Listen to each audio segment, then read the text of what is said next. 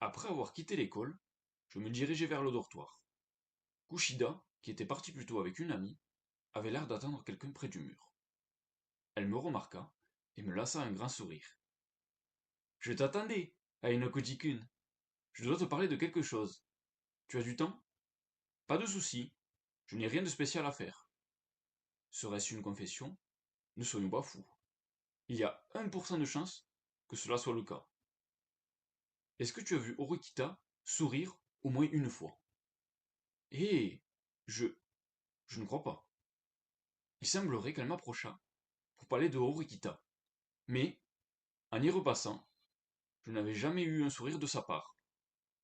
Kushida me prit la main et se rapprocha. Je sentais comme une odeur plaisante de fleurs. Tu sais que je vais être ami avec elle, et tu es le seul qui soit arrivé à avoir une conversation avec elle. Beaucoup ont essayé, mais en vain. Tu as l'air de bien la connaître, je présume. C'est sûr que ne pas connaître son voisin de classe au bout d'un moment serait un peu problématique. Les filles sont ce qu'elles sont, mais elles ont vraiment cette envie de se faire des amis dès le premier jour de classe. Elles sont plus conscientes que les garçons du concept de faction et de jeu d'influence. Elles savent qu'une personne sur quatre aura le leadership, et c'est pourquoi elles essayent tant bien que mal de se faire un maximum d'amis. Cependant, la seule qui faisait exception était Kushida, qui avait explosé le compteur de popularité. Elle était toujours déterminée à devenir amie avec Horikita, malgré les multiples refus. Ce n'était pas quelque chose qu'une élève ordinaire était capable de faire, et c'était sûrement ça qui la rendait brillante.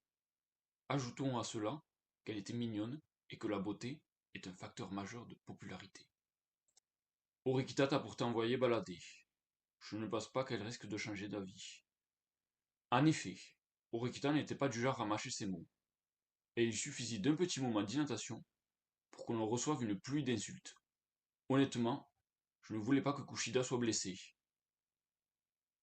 Tu ne comptes pas m'aider? Eh bien, je n'avais pas répondu tout de suite. En temps normal, si une fille aussi séduisante me demandait de l'aider, j'aurais accepté sans hésiter. Mais, comme je préférais éviter de trop m'exposer, le oui ne fut pas automatique. Mais je ne voulais vraiment pas voir Kushida se faire malmener par Horikita. Alors, je pensais refuser gentiment. Je comprends ce que tu ressens, mais tu ne veux pas? Beauté, plus demande de service, plus yeux de merlan frit, égale fatal. Bon, je veux bien faire un effort, mais juste pour cette fois. C'est vrai? À une qu'une, merci. Après avoir accepté, Kushida afficha un grand sourire. Son visage était radieux, et il m'était difficile de la décevoir. Il fallait que j'agisse de façon réfléchie. Alors, qu'est-ce qu'on va faire? Même si tu veux te lier d'amitié avec elle, c'est plus facile à dire qu'à faire. Pour quelqu'un comme moi qui n'avait pas d'amis, il m'était difficile d'être inspiré. Hmm. Il faut tout d'abord qu'on arrive à la faire sourire. La faire sourire?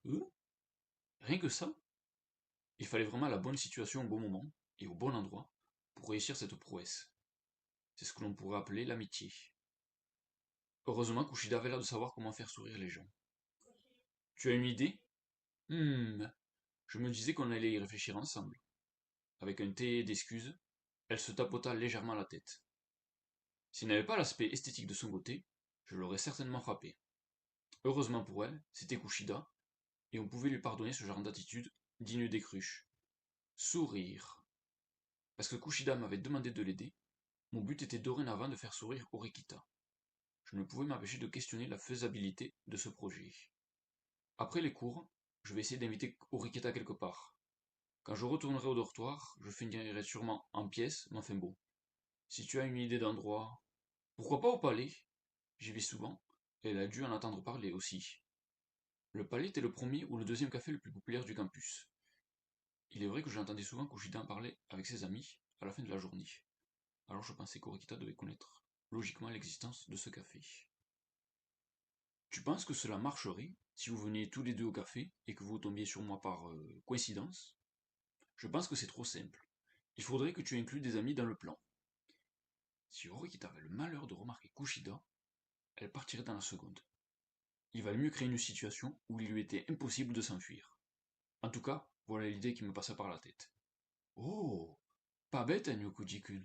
Tu en as là-dedans, dit-elle en m'écoutant, les étoiles dans les yeux, tout en hochant de la tête, à la moindre de mes idées.